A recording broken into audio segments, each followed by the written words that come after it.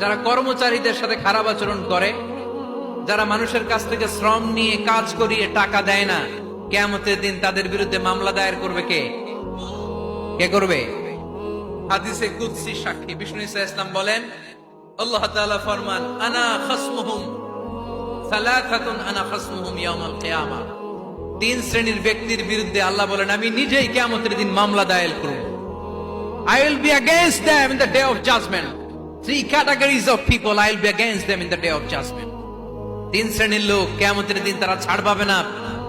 আল্লাহ বলেন, আমি নিজেই তাদের বিরুদ্ধে মামলা দায়ের করব। এর মধ্যে এক শ্রেণীর লোক হচ্ছে রাজুলুন ইস্তাআজারা আজিরান ফাস্তাউফা মিনহু ওয়া লাম ইয়াতি আজরা।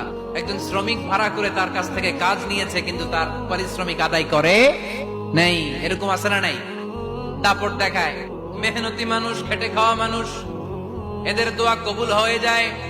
আতুল আজিরা আজরাহু ক্বাবলা আন ইয়াজিফা আরাকুহু। খবরদার, বিশ্বনবী বললেন, শ্রমিকের ঘাম শুকিয়ে যাওয়ার আগে তাদের পারিশ্রমিক মিটিয়ে দাও।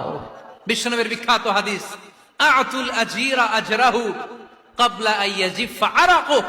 শ্রমিকের ঘাম মাটিতে লাগার আগে, শুকিয়ে যাওয়ার আগে তাদের পারিশ্রমিক মিটিয়ে দাও। কেননা তারা যদি বদদোয়া করে তোমার জীবনকে জাহান্নাম বানিয়ে দিবে কে? বিষ্ণু ঈসা ইসলাম সব সময় খেটে খাওয়া মানুষদেরকে আগলে রাখতেন। সব সময় শুধু যে ভাষণে